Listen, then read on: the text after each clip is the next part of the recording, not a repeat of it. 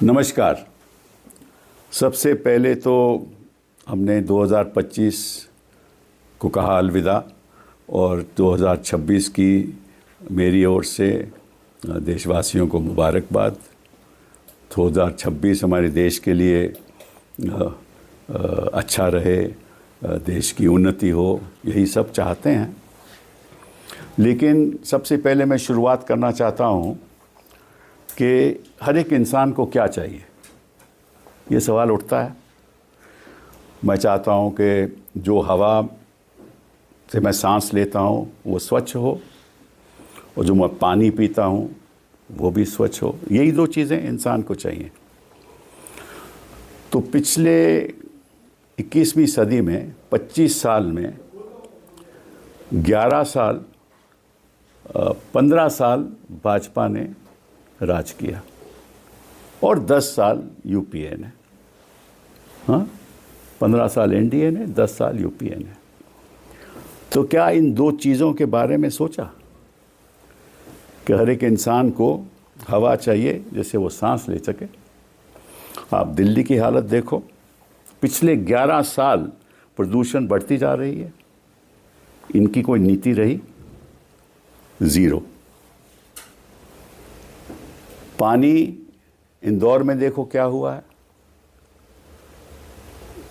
मतलब कि official response केवल घंटा है और कोई रिस्पांस ही नहीं है। और वहाँ कहते हैं कि 15 लोगों की मृत्यु हो चुकी है, 310 लोग तो अस्पताल में हैं। अब ऑफिशियल आंकड़े तो मेरे पास थे नहीं, लेकिन अखबारें कहती हैं। अरावली को ख़त्म करना चाहते हैं, जहाँ स्वच्छ पानी दिल्ली का अरावली से आता है, उसको ख़त्म करना चाहते हैं। और माइनिंग को बढ़ोतरी दे रहे हैं। और इनका आज कभी प्रधानमंत्री से पिछले 5 सालों में आप हर नल में जल का कुछ सोचा, कोई सुना? बड़ी भारी स्कीम इन्होंने चलाई थी, हर नल में जल। तो ना नल रहे ना जल रहा, और वैसे भी देश भी जल रहा। मणिपुर जला, और जहाँ भी देखो हत्याएं हो रही हैं। और एक तरफ प्रधानमंत्री जी गिरजाघर जाकर, चर्च जाकर मुबारकबाद देते हैं, और दूसरी तरफ बजरंग दल के लोग, वीएचपी लोग हिंसा करते हैं उन्हीं लोगों को। किस किस्म का भारत बना रहे हो आप? तो ये दो चीज़ें हर इंसान को चाहिए। दो और चीज़ें जो बहुत ज़रूरी हैं, वो है शिक्षा और स्वास्थ्य। इन पे भी कोई ध्यान नहीं हुआ पिछले 15 सालों में, पिछले 11 सालों में।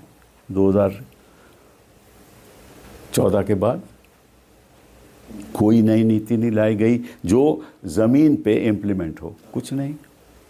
ये 4 चीज़ें हर एक इंसान को के लिए बहुत ज़रूरी हैं। और क्या मुद्दे हैं इस देश में जो चल रहे हैं कि वोट में बदलाव लाओ, वो सूची है उसमें स्वच्छता लाओ, ये चल रहा है। और ऐसा लगता है कि जो इलेक्शन कमीशन है वो ऑपोजिशन के खिलाफ है। अभी एक राजनीतिक दल का नेता वेस्ट बंगाल का कई लोग लेकर, और चुने हुए लोग जिन्होंने लोगों को चुना है, लोगों ने उनको चुना है, अभी गए इलेक्शन कमीशन के पास, और इलेक्शन कमीशन उनको उंगली उठा के बात करता है। उन्होंने कहा कि भाई देखा, आप उंगली उठा के बात नहीं कीजिए, हम चुने हुए लोग हैं, आप तो नॉमिनेटेड हैं। ऐसा लगता है कि जो इलेक्शन कमीशन है वो इतना पक्षपात कर रहा है कि जैसे ही कोई ऑपोजिशन डिमांड करती है, ऐसा लगता है कि इलेक्शन कमीशन ही उसके खिलाफ है। कि ऐसे कभी लोकतंत्र चल सकता है? मुझे याद है, मैं इतिहास के ज़्यादा पीछे जाना नहीं चाहता, लेकिन हिंदुस्तान की स्थिति आज की बताना चाहता हूँ कि जब हमें स्वतंत्रता मिली तो पहला काम पंडित नेहरू ने किया कि ज़मींदारी ख़त्म कर दी, ज़मींदार को ख़त्म कर दिया। और जो रोज़ वो जोतते थे फसल को, उन्हीं को हक दे दिए, उनको ज़मीन मिल गई।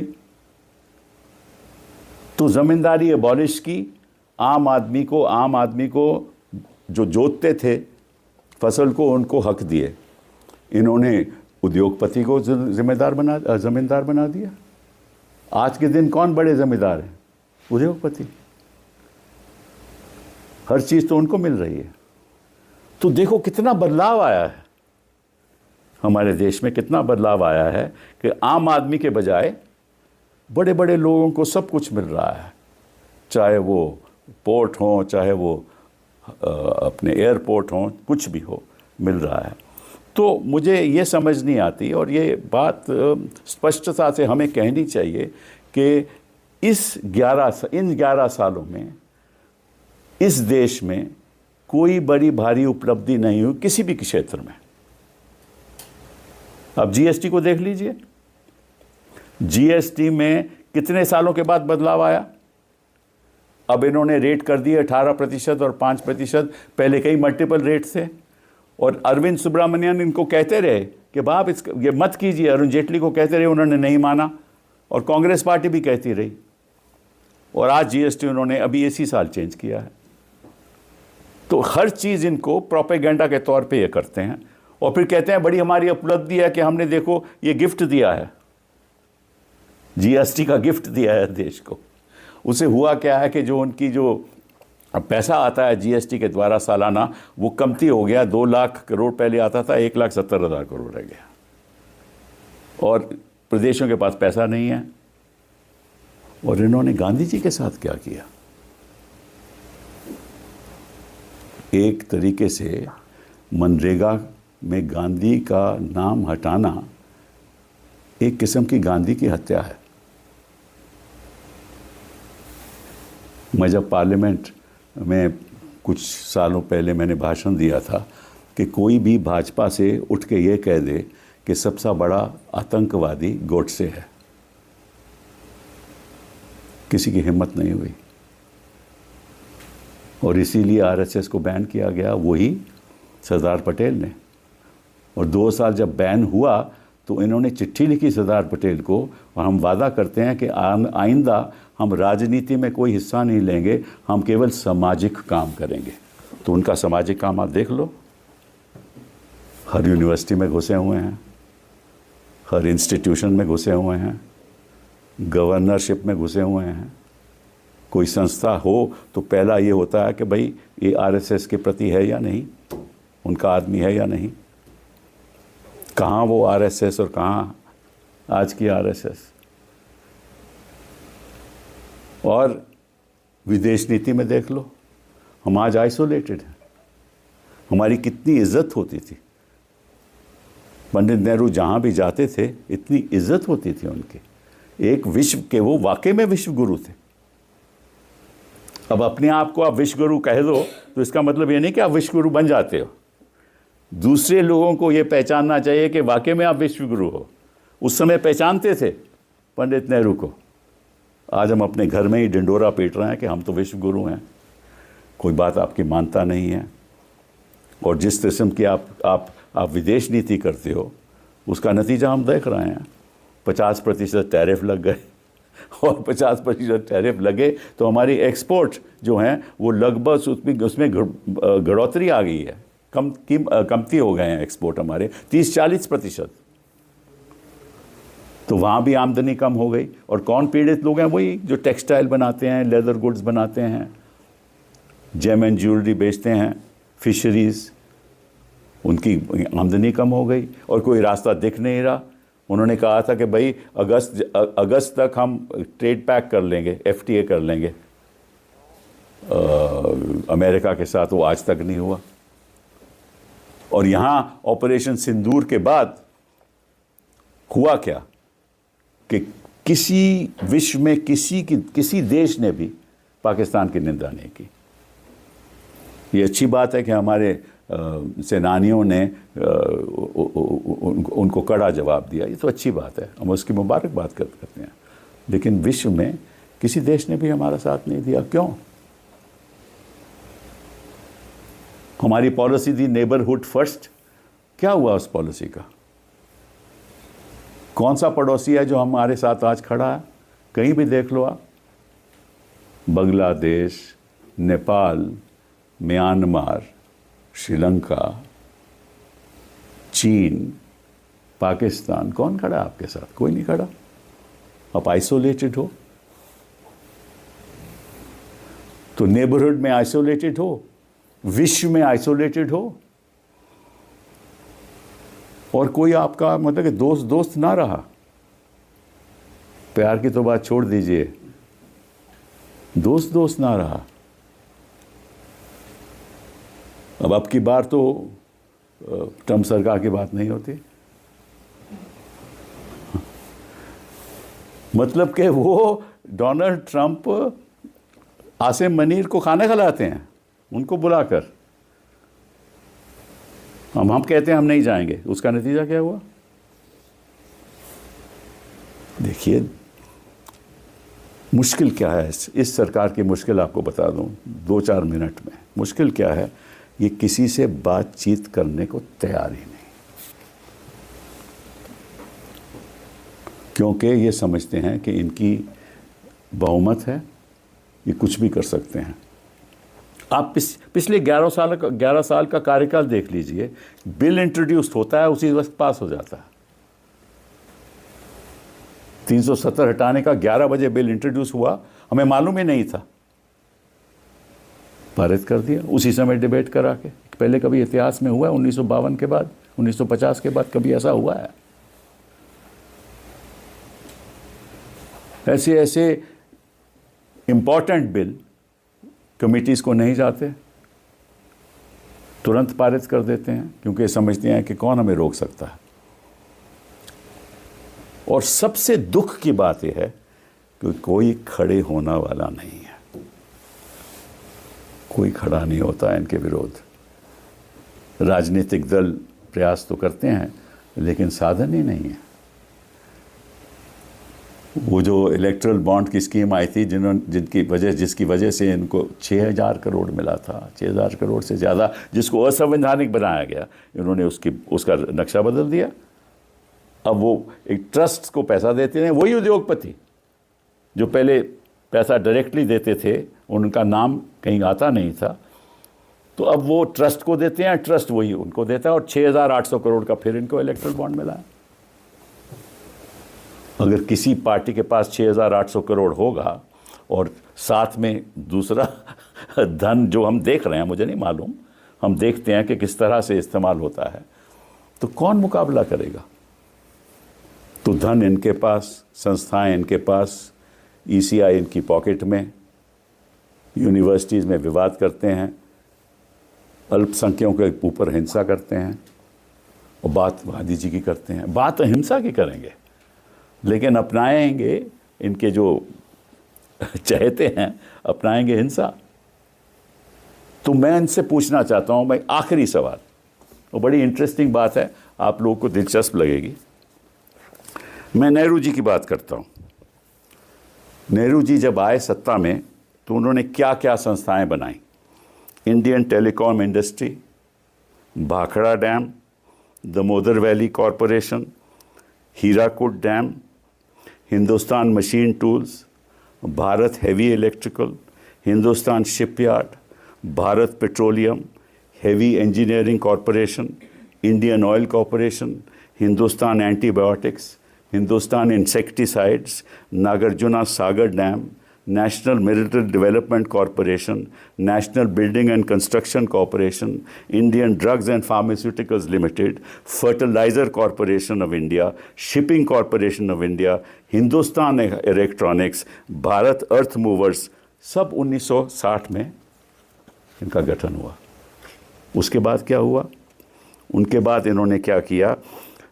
इंडियन स्पेस रिसर्च इसरो बनाया, नेशनल फिजिकल लेबॉरेटरी बनाई, नेशनल केमिकल लेबॉरेटरी बनाई, नेशनल मेटलर्जिकल लेबॉरेटरी बनाई, all India institute of medical sciences का स्थापन हुआ, नेशनल इंस्टीट्यूट ऑफ वीरोलॉजी बनाया, डिफेंस DRDO बनाया, और नॉलेज एरिया में इन्होंने साहित्य अकेडमी का गठन किया, संगीत नाटक अकेडमी का, नेशनल स्कूल ऑफ ड्रामा का, ललित कला अकेडमी का, national council for applied economic research का, एंड इंडियन स्टैटिस्टिकल इंस्टीट्यूट का, all setup, film division, television institute of India, national institute of design and national council, and कब 1950 से लेकर 1964 तक 14 साल में।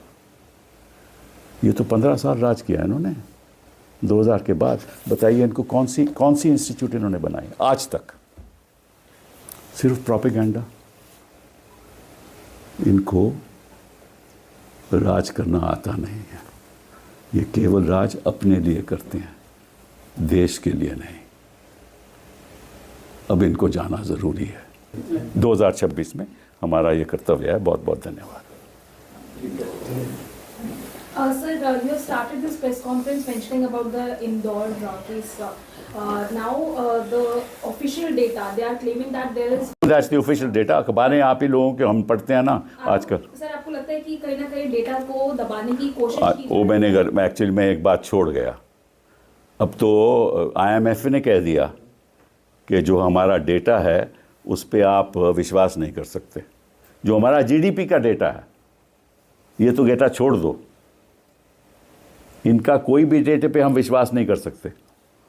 और जब अंतर्राष्ट्रीय स्तर पर एक इंटरनेशनल मॉनेटरी फंड ये पे कह दे तो उसका प्रभाव क्या होगा? उसका तो निवेश पे भी प्रभाव होगा। और पिछले 2 सालों में जो FDI है वो बाहर जा रही है, कमती हो रही है। तो मैं ये सब नहीं मानता।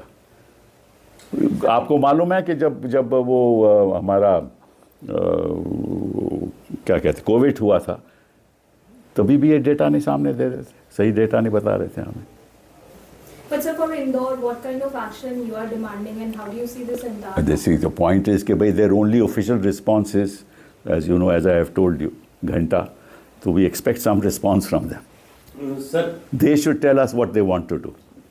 सर, आपने कहा कि पड़ोसी देशों के साथ भारत की जो फर्स्ट नेबर वाली पॉलिसी है उसमें भी केंद्र सरकार फेल रही है, और अभी एक बांग्लादेश के खिलाड़ी के IPL में खरीदने को लेकर वो बहुत विवाद हुआ। अभी एक खबर आई है कि अब उस खिलाड़ी को IPL से बाहर कर दिया गया। कैसे देखते हैं? देखिए, इस पे मैं इस पे चर्चा भी नहीं करना चाहता, क्योंकि ये विवादित बातें हैं। मैं सबसे पहले कहना चाहता हूँ कि जहाँ भी अल्पसंख्यकों के साथ हिंसा होती है, कहीं भी हो, हमें कोड निंदा करनी चाहिए। उनके खिलाफ सख्त से सख्त कार्रवाई होनी चाहिए, कहीं भी हो वो। ठीक है, तो ये सबसे इम्पॉर्टेंट बात है। ये चीज़ें केवल विवादित हैं, ये उसी नैरेटिव के साथ जाती हैं जिस नैरेटिव के आधार पे ये चुनाव जीतते आ रहे हैं। मैं उसमें पढ़ना नहीं चाहता।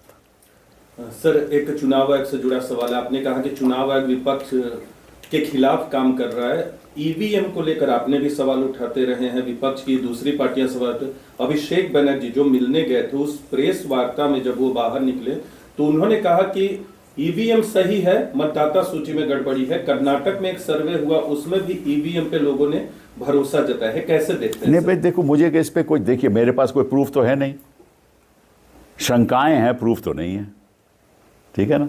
अब जब सारा देश शंकाएं करता है तो कुछ ना कुछ तो इलेक्शन कमीशन को करना चाहिए ना। हमें शंका है कि वोटर लिस्ट में, सूची में वोट काटे जा रहे हैं, नाम डिलीट होते जा रहे हैं और नाम ऐड होते जा रहे हैं।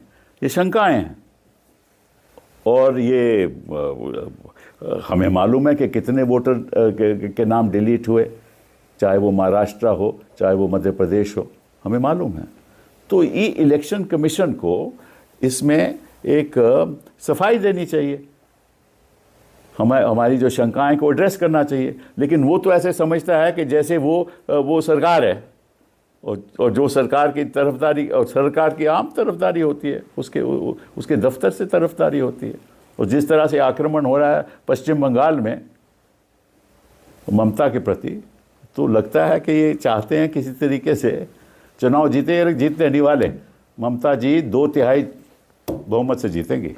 सर, मोहन भागवत कह रहे हैं कि संघ जो है वो समाज निर्माण का संगठन है, इसे बीजेपी से जोड़कर नहीं देखना चाहिए। बिल्कुल, मैं तो देखता हूँ कितने समाज का सामाजिक काम कर रहे हैं वो। आज तो केवल सामाजिक काम ही आपको दिखते हैं, हमें तो कोई और काम दिखता नहीं है। मोहन भागवत जी से पूछिए, जब ये हिंसा होती है तो आवाज़ उठाते हैं? मैं इनसे पूछना चाहता हूँ, उनसे सवाल पूछना कभी बैठोगे तो। उनका काम नहीं है।